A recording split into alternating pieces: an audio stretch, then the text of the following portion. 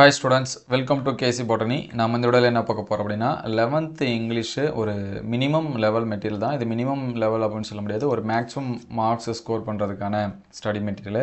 So question number with என்ன மாதிரியான questions வந்து கேட்பாங்க. அதில் மினிமம் இதெல்லாமே கம்ப்ளீட்டாக நீங்கள் வந்து என்ன பண்ணி வச்சிங்க படிக்கணும் அப்படிங்கிறதுக்கான நோட்ஸ் வந்து கொடுத்துருக்காங்க. இது வந்து ரொம்ப ரொம்ப முக்கியமான ஒரு ஸ்டடி மெட்டீரியல். இது வந்து எக்ஸாம்ஸ்க்கு வந்து படிக்கிறப்ப ஒரு மெட்டீரியலாக யூஸ் பண்ணி பாருங்கள்.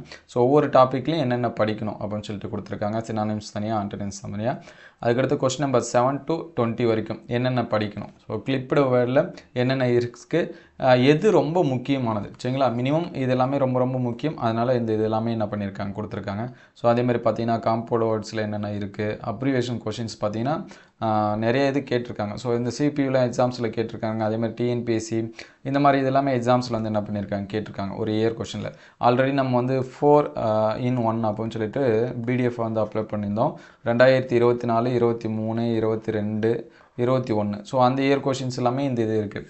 பிடி இது வந்து பார்த்துங்க. எல்லாமே இசிஜி நம்ம 12க்குமே அப்லோட் பண்ணியிருந்தோம் மெட்டீரியல். அதுலேயுமே அப்ரிவேஷன்ஸ் இருக்குது. ஸோ நீங்கள் அதையுமே என்ன பண்ணிக்கலாம், கம்பேர் பண்ணி பார்த்துக்கலாம். ஸோ நெக்ஸ்ட்டு பார்த்திங்க அப்படின்னா British and American English word என்னென்ன கொடுத்துருக்காங்க, ஃபாரின் வேர்டு இதெல்லாமே கொடுத்துருக்காங்க சரிங்களா. இதெல்லாமே செக் பண்ணி பார்த்துங்க.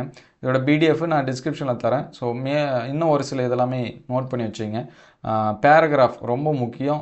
நிறைய ஸ்டூடெண்ட்ஸ் வந்து ஆன்சர்ஸ் பண்ண ரெடியாக இல்லாமல் இருக்கிறது பேராகிராஃபு. நீங்கள் ஃபஸ்ட்டு 3 யூனிட்டில் இருக்கக்கூடிய பேராகிராஃப் படிச்சுருங்க சரிங்களா. ப்ரோஸ், போயம் இது எல்லாமே ஃபஸ்ட்டு 3 யூனிட்டில் இருக்கிறத வந்து படிச்சுக்கிட்டீங்கனாலே போவோம். அதிலே நீங்கள் வந்து என்ன பண்ணிடலாம், எல்லாமே அட்டன் பண்ணிடலாம் சரிங்களா. நல்லா ஃபஸ்ட்டு 1 to 5 நல்லா படிங்க. படிக்க முடியாத ஸ்டூடெண்ட்ஸும் 1 to 3 வந்து என்ன பண்ணி வச்சுங்க, நல்லா படித்து வச்சுங்க. சிம்பிளிஃபிகேஷன் பார்த்துங்க. ஃபிட்ஸ் அண்டு சஃபிக்ஸு என்னென்ன கொடுத்துருக்காங்கன்னு சொல்லிட்டு பாருங்கள். ஸோ இதில் இருக்கிறத மினிமம் நீங்கள் வந்து என்ன பண்ணி வச்சுங்க படிச்சிங்க சரிங்களா. எக்ஸாம் கொஷின் டேக் என்னென்ன இருக்குது, எப்படி கேட்பாங்க அப்படிங்கிறதையும் கொடுத்துருக்காங்க. ஸோ அதையும் வந்து என்ன பண்ணி வச்சுங்க, நோட் பண்ணி வச்சுங்க. அதுக்கடுத்து கிராமர் பார்ட் எல்லாமே கொடுத்துருக்காங்க. ஸோ நெக்ஸ்ட்டு பார்த்தீங்கன்னா ஃபிகர் ஆஃப் ஸ்பீச் இதெல்லாமே வரக்கூடாது. அப்ரிஷியேஷன் கொஸ்டின் நம்பர் 21லேருந்து 26 வரைக்கும். ஸோ அதில் எது நீங்கள் வந்து படிக்கணும் அப்படிங்கிறதையும் கொடுத்துருக்காங்க. ஸோ அதை வந்து என்ன பண்ணி வச்சிங்க, நோட் பண்ணி வச்சிங்க. ஸோ சிமிலி, மெட்டாஃபர் இதெல்லாமே என்னென்ன போடணும் அப்படிங்கிற மாதிரி கொடுத்துருக்காங்க. ஸோ அதை வந்து பார்த்து வச்சிங்க. ஸோ ஒவ்வொரு யூனிட்டுக்கும் கொடுத்துருக்காங்க. ஸோ நெக்ஸ்ட்டு பார்த்திங்க அப்படின்னா நம்ம வந்து 27 to 30 கொஸ்டின் சரிங்களா. கிராமர் பார்ட் வரக்கூடியது. ஸோ கிராமரில் முக்கியமாக இந்த ரிப்போர்ட் த டைலாக் இதெல்லாமே பார்த்துங்க. டைரக்ட், இன்டைரக்ட் ஸ்பீச் அதுதான் அதிகமாக கேட்டுகிட்டே இருக்காங்க சரிங்களா. இதை வந்து நல்லா ப்ராக்டிஸ் பண்ணிங்க. ப்ரீவியஸ் இயர் கொஷின்ஸு, உங்கள் டிஸ்ட்ரிக்டில் நடந்த கொஷின்ஸ் அது எல்லாமே எடுத்து வச்சு அதில் இருக்கக்கூடிய கொஷின்ஸை நல்லா ப்ராக்டிஸ் பண்ணுங்கள். ஈஸியாக வந்து எடுக்கலாம். அதுக்கடுத்து பார்த்திங்கன்னா இந்த காம்பவுண்ட் அண்டு காம்ப்ளெக்ஸ் சென்டென்ஸ் வந்து கொடுத்துருக்காங்க. அதுமாதிரி சேஞ்ச் த வாய்ஸ் வந்து கேட்பாங்க சரிங்களா. இது வந்து கம்ப்ளீட்டாக சரிங்களா. 3ல் கண்டிப்பாக இதில் 2த்தில் எதனாச்சும் ஒன்று ரிப்பீட்டடாக வருது. அதை வந்து நோட் பண்ணி வச்சுங்க. அதுக்கடுத்து பார்த்திங்கன்னா 31லேருந்து 33 நமக்கு வந்து இஆர்சி வரும். இஆர்சி எழுதுகிறப்ப poem, poet, explanation. So explanation எழுதுகிறப்ப சரியாக தெரியலனா கூட நீங்கள் பேராகிராஃப் படிச்சிருந்தீங்கன்னா அதோட எக்ஸ்பிளனேஷன் எழுதலாம். ஸோ இஆர்சி அட்டன் பண்ணுறதுக்கும் நீங்கள் ஃபஸ்ட்டு 1 to 3 யூனிட்டில் இருக்கிறத என்ன பண்ணி வச்சிங்க, நல்லா படித்து வச்சிங்க. ஸோ அது வந்து உங்களுக்கு ரொம்ப ஹெல்ப்ஃபுல்லாக இருக்கும். ஸோ அதுக்கு இஆர்சிக்கு ஒரு சில கீவேர்ட்ஸ் இது எல்லாமே இருக்குது. அதை வந்து பாருங்கள். அதுக்கடுத்து 34, 36 ப்ரோஸோட ஷார்ட் ஆன்சர் கொஷின்ஸ் சரிங்களா. என்னென்ன இருக்குது அப்படிங்கிறது மாதிரி கொடுத்துருக்காங்க. அதை வந்து நோட் பண்ணி வச்சுங்க. ஸோ நெக்ஸ்ட்டு பார்த்தீங்கன்னா 37லேருந்து 40. ஸோ இங்கே வந்து பார்த்திங்கன்னா நமக்கு வந்து எது வேணாலும் வரும். பை சார்ட் வரும் அல்லது இந்த மாதிரி டேபிள் கொடுத்துருப்பாங்க. ஸோ நீங்கள் இந்த ப்ரோஸோட ஷார்ட் ஆன்சர் பண்ணுறதுக்கு நல்லா வந்து என்ன பண்ணிங்க 1 to 2 அல்லது 3 சரிங்களா. அந்த யூனிட் வந்து என்ன பண்ணி வச்சுங்க பார்த்துங்க. நீங்கள் வந்து 1 அல்லது 2 கண்டிப்பாக அட்டன் பண்ணலாம். ஸோ அதே மாதிரி இந்த மாதிரியான கொஷின் சரிங்களா. இந்த ஸ்கில் கொஷினில் பார்த்தீங்கன்னா 37லேருந்து 40ல் எதனாச்சும் ஒன்று பை சார்ட் கேட்பாங்க. இந்த மாதிரி டேபிள் கொடுத்து கொஷின்ஸ் வந்து கேட்பாங்க. அதை வந்து நோட் பண்ணி வச்சுங்க. ஸோ இது வந்து பார்த்துங்க சரிங்களா. இந்த மாதிரி தான் இருக்கும். அப்படி இல்லை அப்படின்னா எதனாச்சும் மேக் பண்ணுறது, describe the process of cleaning ஃப்ளாஸ்க்கு, describe the process of making apple juice. So 12க்குமே நம்ம அப்லோட் பண்ணியிருந்தோம். அந்த இதுலையுமே நீங்கள் வந்து பார்த்துங்க. அதுக்கடுத்து பார்த்தீங்கன்னா அதுக்கடுத்து இன்ஸ்டாலேஷன் ஆஃப் கம்ப்யூட்டரு. ஸோ 2 இதுக்கும் கம்பேராக வர மாதிரி இருக்கும். அதுக்கடுத்து கம்ப்ளீட் த ப்ராவர்ப் இது இருக்குது. ஸோ ப்ராவர்ப்ஸ் என்னென்ன இருக்குது அப்படிங்கிறத பார்த்துங்க. மினிமம் இதில் இருக்கக்கூடிய ப்ராவர்ப்ஸ் எல்லாமே நல்லா இம்பார்ட்டன்ஸ் கொடுத்து பார்த்துருங்க.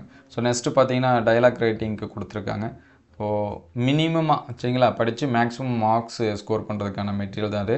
அதுக்கடுத்து நோட்டீஸ் ரைட்டிங் எப்படி எழுதணும் அப்படிங்கிற மாதிரி கொடுத்துருக்காங்க. டேட்டு இது எல்லாமே கொடுத்துருக்காங்க. அதை வந்து பார்த்துங்க வச்சுங்களா.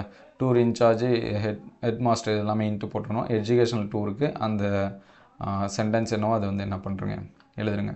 ஸோ இமெயில் இது வந்து பார்த்து வச்சுங்க. அதுக்கடுத்து பார்த்தீங்கன்னா 41லேருந்து 47. ஸோ இங்கே வந்து நம்ம 3 பேராகிராஃப் இருக்கும். ப்ரோஸோட பேராகிராஃபு. ஸோ இதுக்கு நீங்கள் வந்து டாப்பிக்கு, ஆத்தரு, தீம் இது வந்து எழுதிட்டு இந்த இது வந்து என்ன பண்ணி வச்சுங்க எழுதிங்க. நிறைய பேர் அந்த டைட்டில்லாம் கேட்டாங்க சரிங்களா. சப்டைட்டில் இந்த மாதிரி போடணுமா, இன்ட்ரோடக்ஷனு, கன்க்ளூஷனு அந்த மாதிரியான டைட்டில்லாம் எதுவுமே தேவையில்லை சரிங்களா. நம்ம வந்து இப்போ தமிழில் பார்த்தீங்கன்னா குறிப்பிச்சட்டகமாக அந்த மாதிரி போட்டு எழுதுவோம். அந்த மாதிரி இங்கிலீஷில் வந்து எழுத தேவையில்லை அப்படின்னு சொல்லியிருந்தாங்க சரிங்களா. நீங்கள் டைரெக்டாகவே என்ன பண்ணிக்கலாம் எழுதிக்கலாம். ஸோ மினிமம் இந்த பாயிண்ட்ஸ் எல்லாம் வச்சு பேராகிராஃபாக வந்து என்ன பண்ணுறேங்க மேக் பண்ணி எழுதுருங்க. அதே மாதிரி ஒரு சில பேர் வந்து டவுட்டு கேட்டிருந்தாங்க. எனக்கு ஓனாக தெரியும், என்னோடய ஓன் லாங்குவேஜில் நான் வந்து எழுதிக்கலாம். ஓனானா அந்த ஸ்டோரியை வச்சு எழுதிக்கலாமா அப்படின்னு சொல்லி கேட்டிருந்தாங்க. ஸோ கிராமட்டிக்கல் எரர் இல்லாமல் எழுதுனீங்க அப்படின்னா உங்களுக்கு வந்து ஃபுல் மார்க்ஸ் வந்து கொடுப்பாங்க சரிங்களா. 4 or 5 மார்க்ஸ் வந்து கொடுப்பாங்க அப்படின்னு சொல்லி சொன்னாங்க. ஸோ அதனால் கிராமட்டிக்கல் மிஸ்டேக்கு, ஸ்பெல்லிங் மிஸ்டேக் இல்லாமல் எழுதுறதுக்கு வந்து என்ன பண்ணீங்க கற்றுங்க. ஸோ அதுக்கடுத்து பயோடேட்டா ஃபார்முக்கு எப்படி எழுதணும் அப்படிங்கிறத கொடுத்துருக்காங்க. ஸோ லெட்டர் ரைட்டிங்க்கு என்னென்ன எழுதணும் அப்படிங்கிறதையும் கொடுத்துருக்காங்க. ஸோ அதை வந்து பார்த்துங்க. ஸ்பாட் த எரர் என்னென்ன இருக்குது அப்படின்னு சொல்லிட்டு கொடுத்துருக்காங்க.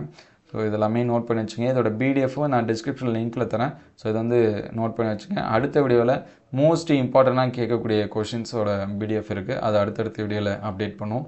இது எந்தளவுக்கு ஹெல்ப்ஃபுல்லாக இருக்குது அப்படின்னு சொல்லிட்டு கமெண்ட் பண்ணுங்கள். எக்ஸாம்ஸ்க்கு வந்து ப்ரிப்பேர் பண்ணும்போது இது எல்லாமே யூஸ் பண்ணி படிச்சுங்க. ஸோ இதோட பிடிஎஃப்பை டவுன்லோட் பண்ணுறதுக்கு முன்னாடி ஒரு லைக் அண்ட் சப்ஸ்கிரைப் பண்ணாமல் தான் சப்ஸ்கிரைப் பண்ணுறேங்க. தேங்க்யூ ஃபார் வாட்சிங்.